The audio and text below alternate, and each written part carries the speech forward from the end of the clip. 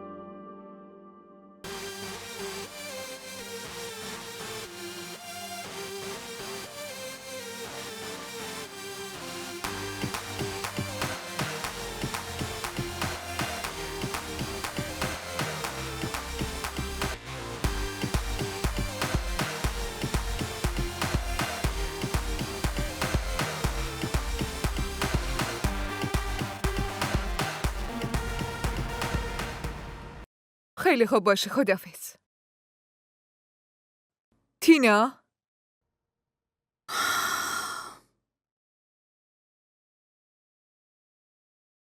بله مامان. این روزا درسات چطور پیش میره؟ خوبه. که اینطور؟ راننده به هم گفته بود که دیروز از دانشگاه با چند تا از دوستات بیرون رفته بودی. خبرچینی منو میکنه؟ نه اصلاً، اون فقط به هم اطلاع داد. الان کجای این حرف انقدر بهت برخورد؟ مامان، من دوست ندارم کسی خبرچینی منو بکنه، به خصوص اون راننده های جاسوس شما. خیلی خوب باشه، فهمیدم، ولی تو نگفتی که تا دیر وقت شب با دوستات کجا رفته بودی؟ مامان، من دیرم شده، واسه این حرفا وقت ندارم فعلا. من رویایی دارم، رویای آزادی، رویایی دارم، رویای آزادی.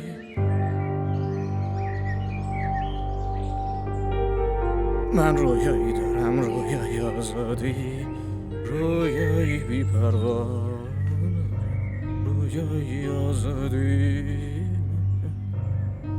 میخوام آزاد باشم. بریم. چشم.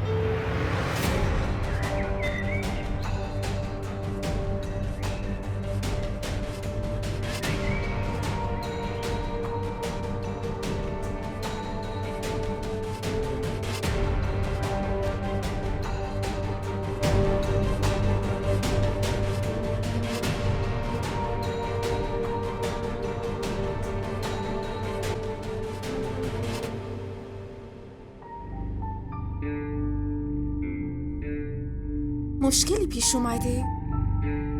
نه خیر خانم. پس بریم، واسه دانشگاه دیرم شده. بله بله چشم.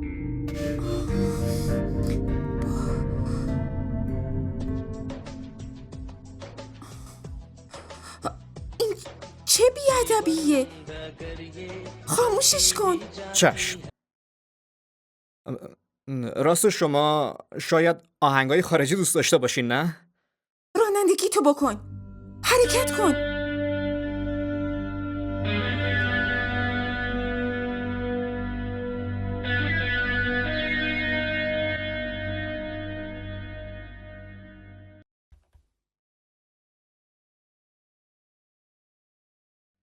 من واسه فردا صبح از پیر بابای کوچیک وقت گرفتم. بی سر و صدا با من میای. بهتون که گفتم من هیچ جایی نمیرم. سرکار خانوم به چه حقی حرفو میزنی؟ تو این خونه فقط من دستور میدم. مامان چرا نمیفهمین؟ این آدما دروغگو و فریبکار هستن و من از دیدن چهرهشون چندشم میشه. نمیدونین چه جاهای کثیفی زندگی میکنن. خدایا توبه، هر چی از دهنت در میاد داری میگی. باور کنید راست میگم. من هیچ جا نمیرم، نه پیش پیر و نه پیش آخوند. خدا اگه بخواد خودش بهم بچه میده.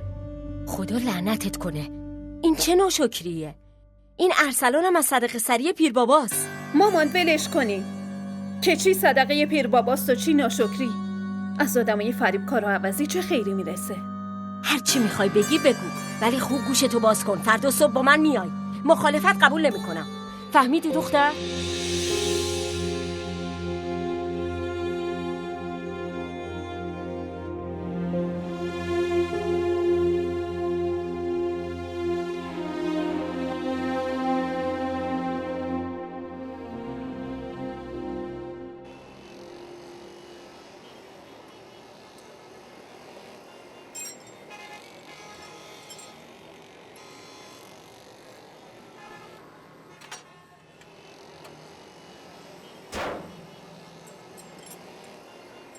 مشکل چیه اوستا؟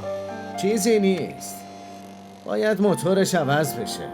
سر یه فرصت مناسب عوضش میکنم.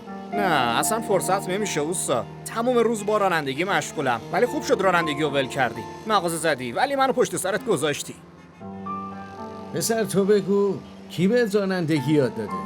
شما یاد دادین اوستا. و البته سر کارم بردمت. حالا که این مغازه رو باز کردم مشکلت چیه؟ هیچ مشکلی نیست. هیچ ایرادی نداره. قبل اینکه فراموش کنم حسابمون رو صاف کنم. آها درسته؟ رسیدشو برام بنویس. باید برم خونه. همسرم منتظرمه. فکر کنم عروسمون خیلی وابستت کرده. همین که هست میشه فوری میدوی سمت خونه ها؟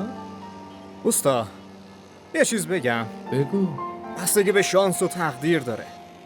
اگه تقدیر منم خراب بود الان مثل تو اینجا با ماشینای خراب سر و کله میزدم.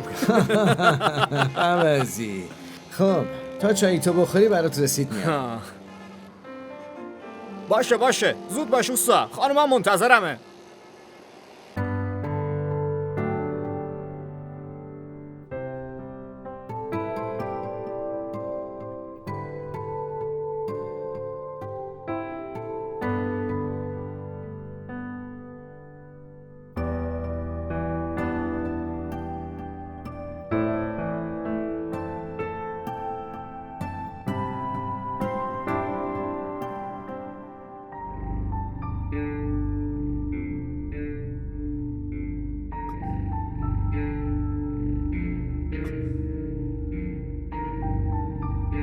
تینا؟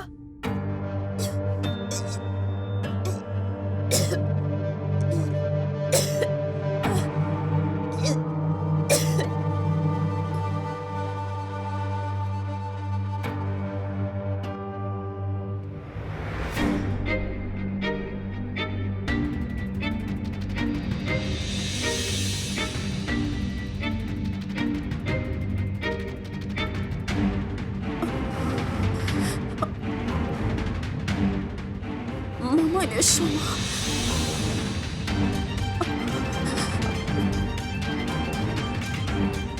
این چیه؟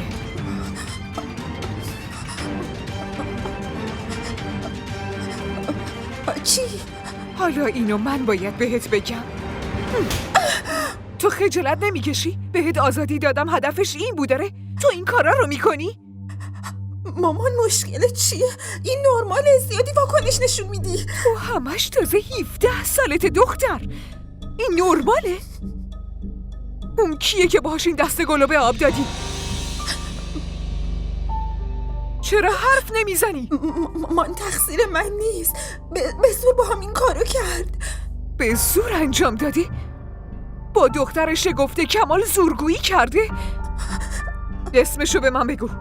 اون کیه؟ من 7 نسلشو به آتیش میکشم. عتیق؟ اون رانندگی ولگرد و احمق؟ اونو این همه جسارت؟ تقصیر من نیست مامان. یه روز حالم بد شده بود و اون منو یه جایی دور افتاده برد و تهدیدم کرد. تو چرا به من چیزی نگفتی دختر جون؟ چی میگفتم؟ شما معنی تهدید رو نمیدونی؟ بیا همین الان بریم کلانتری. الان و همین لحظه. الان نمیتونم باهاتون بیام. چرا نمیتونی بری؟ اینجور مردا باید تاوان کارشون رو پس بدن.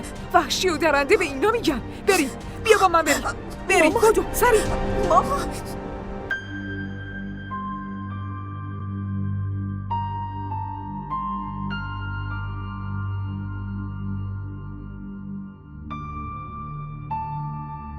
ارسلان خوابید؟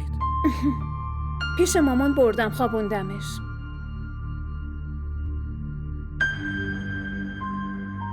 تو از حرفای مامان ناراحت نشو. اون عادتشه. به شما که نباید شکایت کنم، ولی شما همه روز سر کارین. این منم که از صبح تا شب تیکه میشنوم. تو نگران نباش، من با مامان حرف میزنم. اما تو هم حرفشو جدی نگیر و فراموششون کن. من میبینم. بشینین، خودم میرم.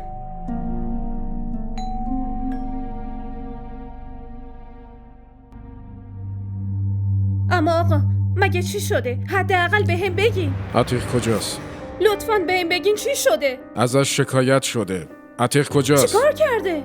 چی شده؟ عتیق اینا. عتیق؟ بله. بازداشتش کن. اما آقای پلیس مگه من چیکار کردم؟ بریم کلانتری، اونجا بهت میگم چی کار کردی. میگه دختر معصوم تجاوز میکنی؟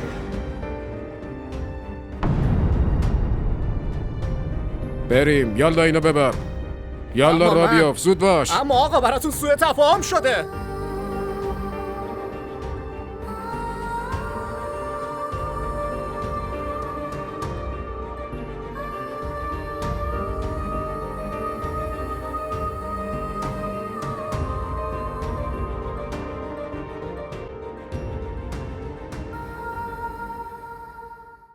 عتیقو اینقدر بزنین انقدر بزنین که صدای جیغش تا خونه من بیاد. خانم حق دارین عصبانی باشین. نگران نباشین، به روش خودمون بازجوییش میکنیم. مسئله دختر منه. شما چی فکر میکنی؟ اون به این راحتی جرمشو قبول میکنه؟ آره؟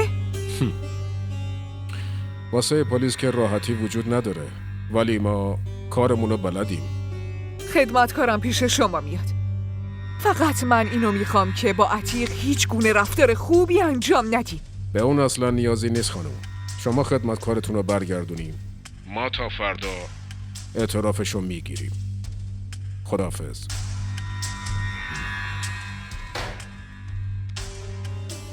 کریم،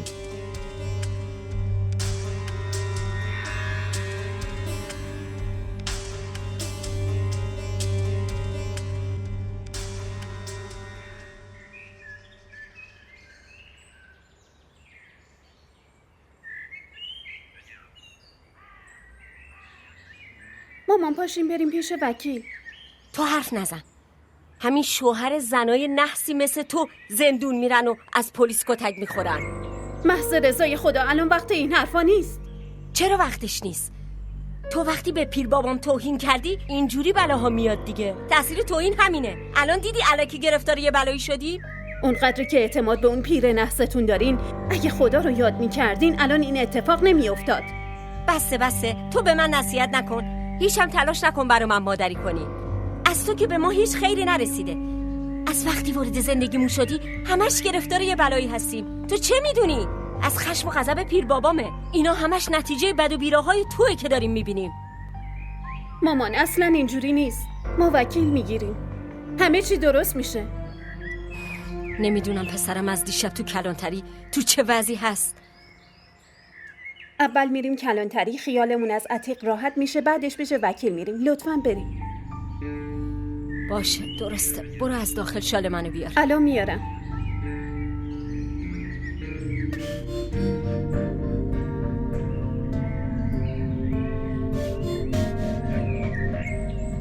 خب بیار دیگه.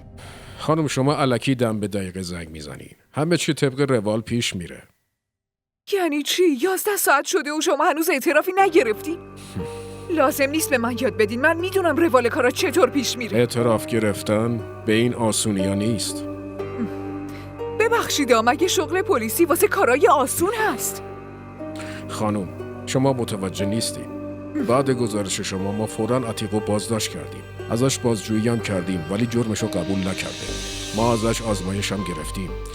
همین که نتیجهش برسه فوراً واسه دادگاه میفرستیم. اینا واقعا همش مزخرفه. این برای شماست قربان. بفرمایید. نتیجه اومد. برو اونو بیار. حالا دیگه نتیجه پزشکی هم اومده. عتیق نباید قصر در بره.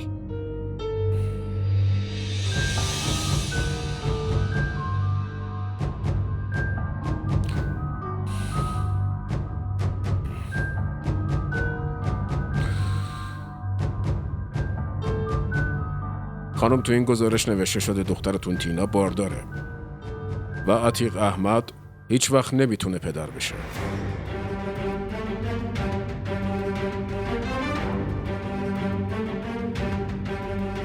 حالا شما از دخترتون واقعیت رو بپرسین و اگه به پلیس نیاز داشتین بهمون خبر بدین، کمکتون میکنیم. اینو آزادش کن. تو میتونی بری.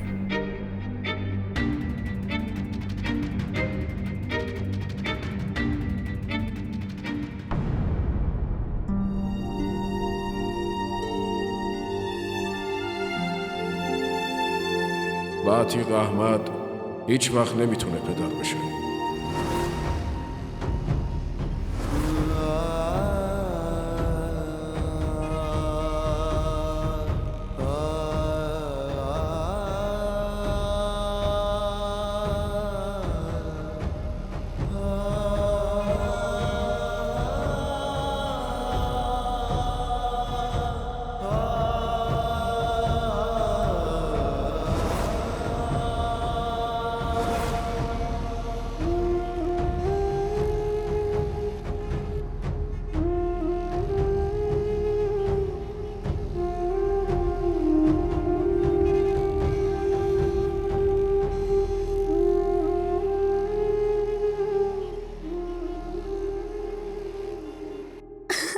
عتیق بیچاره رو پلیس حتما خیلی کتک زده. آره دیگه، میدونی وقتی تو ماشین میشست آهنگای عجیب غریب میذاشت. این بار که تونستم قصر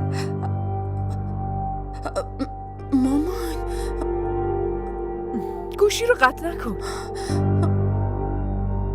تو به من دروغ گفتی نه؟ عتیق که اصلا هیچ ربطی به این ماجرا نداره. مامان شما کافیه. نیاز نیست بیشتر از این دروغ بگی. و این آدم هر کی که هست بهش بگو ظرف 3 روز با خانوادش بیاد اینجا، وگرنه اون وقت من تو رو پیش بابات تو کانادا میفرستم. از این به بعد اون مراقبته. مامان شنیدی مامانم چی گفت؟ الو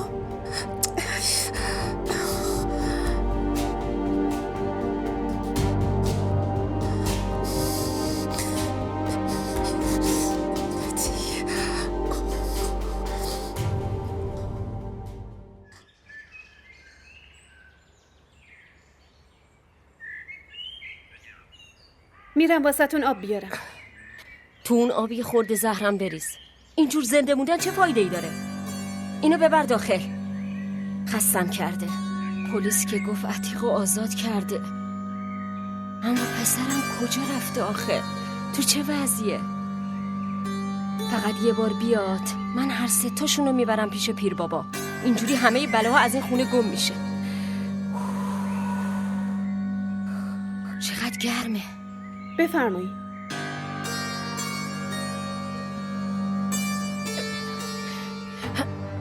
کجا رفته بودین ها؟ میدونین چقدر نگرانتون بودیم و ارسلان همش بهونه‌تون رو میگرفت؟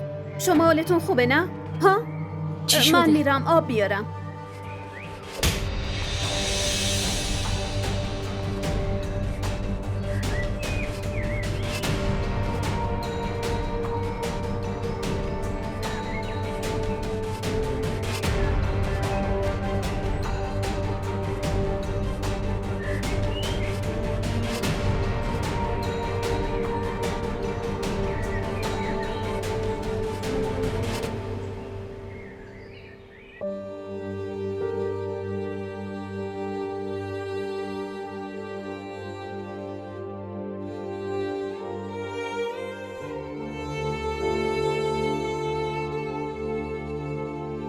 من دارم واضح ازت میپرسم،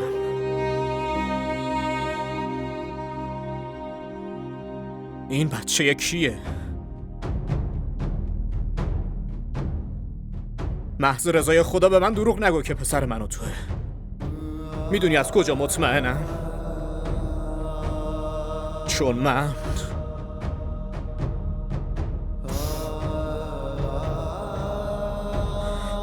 گزارش پزشکی من اینو میگه که من نمیتونم پدر بشم. متوجهی چی میگم؟ پس این گناه کیه که انداختیش گردن من؟ به من نگاه کن. فکر میکنی که اگه ساکت باشی من تو رو میبخشم ها؟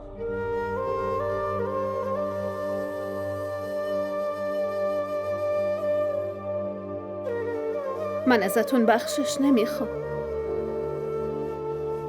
فقط انتظار عدالت رو دارم. عدالت؟ خودت یه بار عادل باش. جرم تو جلو خودت بذار و بگو که این جرم مرتکب نشدی. جرم شده، اما من مجرم نیستم. عجب. هم جرم اتفاق افتاده و هم تو پاک و نجیبی. مجرمم نیستی؟ به به، این چه عدالتیه؟ آره من مجرم نیستم، شرایط دنیا مقصره.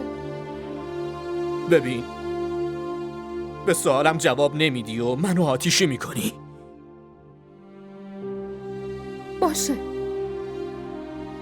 من آتیش شما و خودم رو خاموش میکنم. یادتون میاد 1 سال بعد از ازدواجمون بود که هم من و هم مامان همش اسم بچه رو به زبون می آوردیم و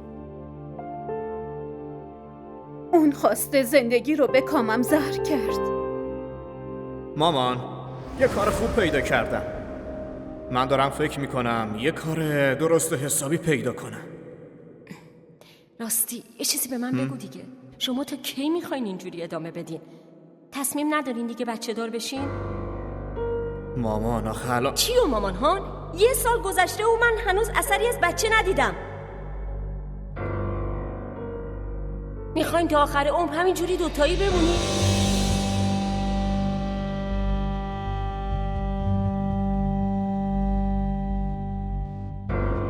واقعا که مامان میذاشته غذاشو بخوره. خب غذاشو بخوره، کی مانعش شده؟ یه چیزی به من بگو تو، تا کی میخوای اینجوری بیخیال باشی؟ عتیق احمد، من فکر میکنم غیرتت کاملا مرده. تو نمیخوای نسلتو ادامه بدی. آخه تو آرزو نداری بچه دار بشی؟ به هم بگو ها؟ اون که تصمیم نداره بچه دار بشه. پس من برای زن دوم میارم. یکیش نسلتو ادامه بده، اون یکی هم برای دلت بمونه.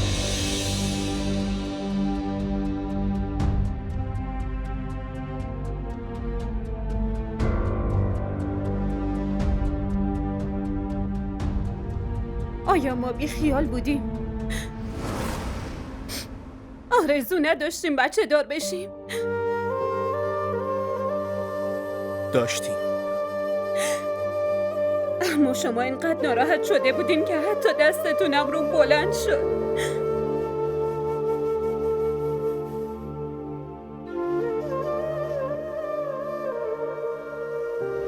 من عاشقتون هستم. عشق؟ ادعای عاشقی میکنی و یه بچه نمیتونی به هم بدی؟ به حرفم گوش کنی. نمیخوام حرف تو رو بشنوم. تو با دقت به حرفای من گوش کن. من زن دوم میگیرم. اگه میخوای بمونی بمون، وگرنه طلاقت میدم.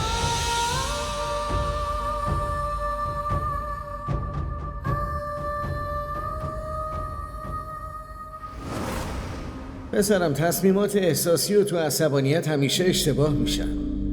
خان داداش، 2 ساله که پسرم ازدواج کرده. حالا پسرم نباید بچه دور و برش باشه؟ عتیق پسرم، بچه تو تقدیر آدم نوشته شده.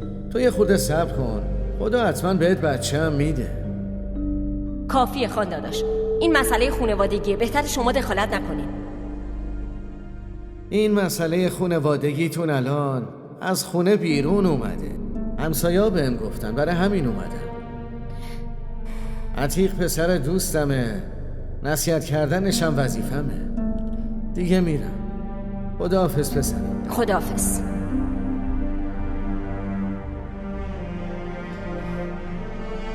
بی خیال بشین اینجا.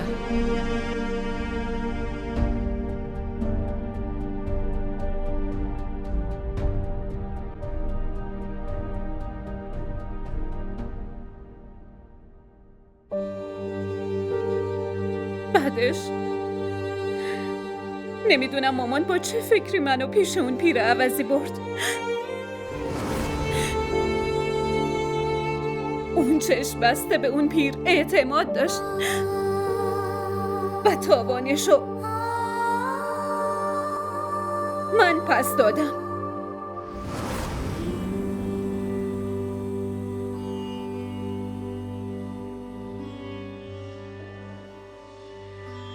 الله الله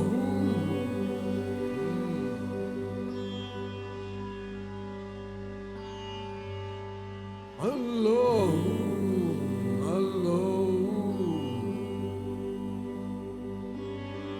الله.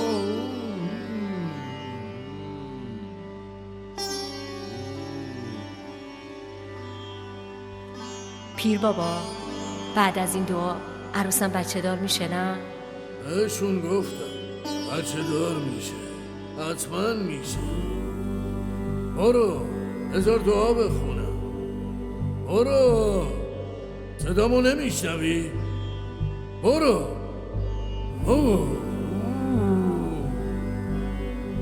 برو دیگه.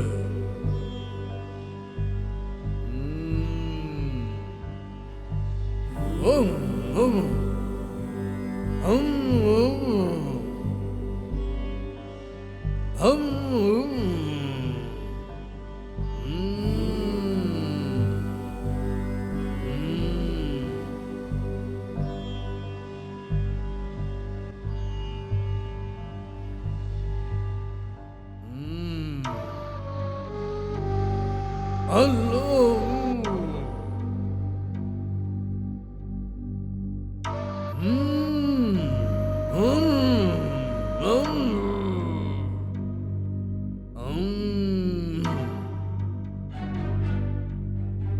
این آبو بنو.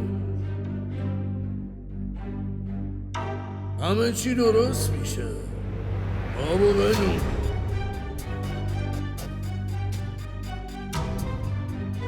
بنو صدامو نشنیدی؟ زود باش بنو.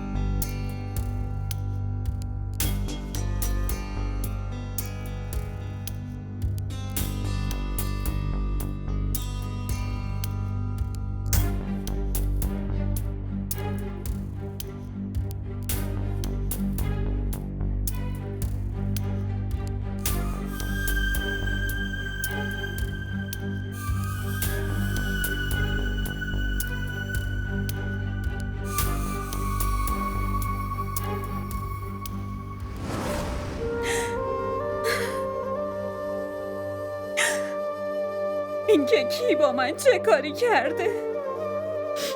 همه چی رو براتون تعریف کردم.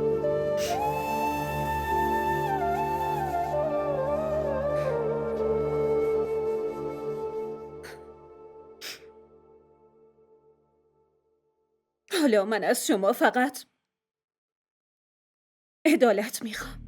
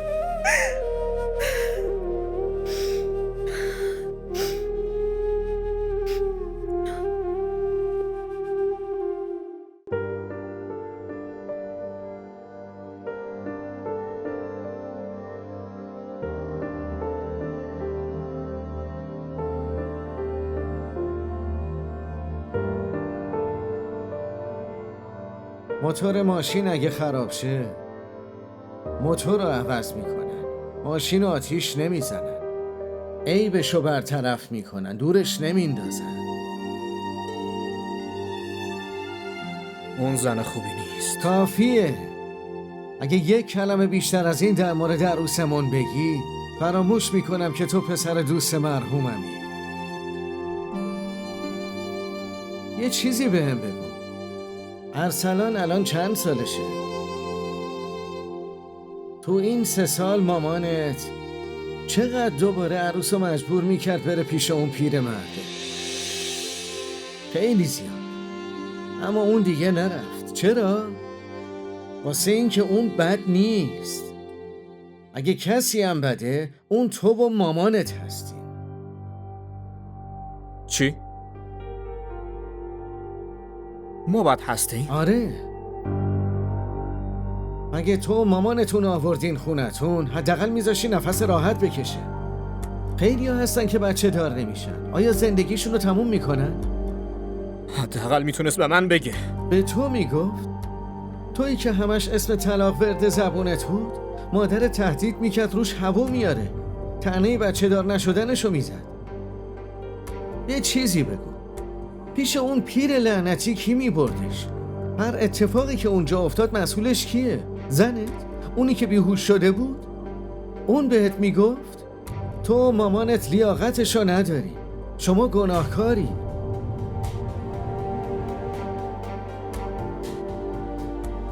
ببین، من میدونم که زنتو خیلی دوست داری. خداوند مسئولیت تربیت یه بچه رو بهت داده. تقصیر اون بچه چیه؟ از زنت حمایت کن. آره.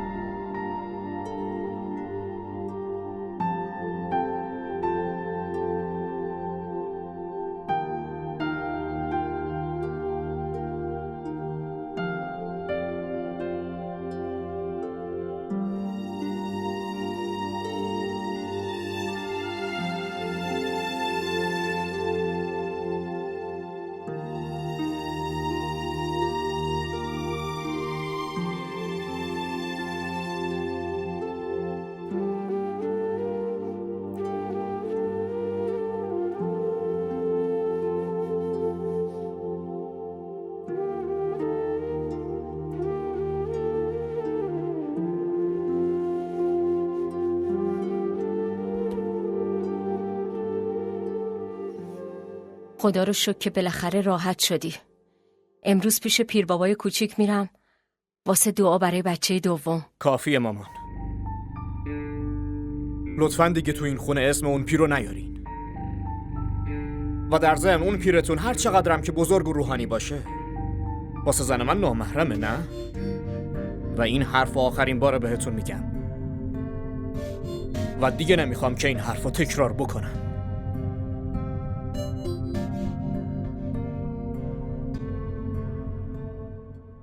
دیگه فقط ما 4 تا تو این خونه زندگی میکنیم. بیا پسرم.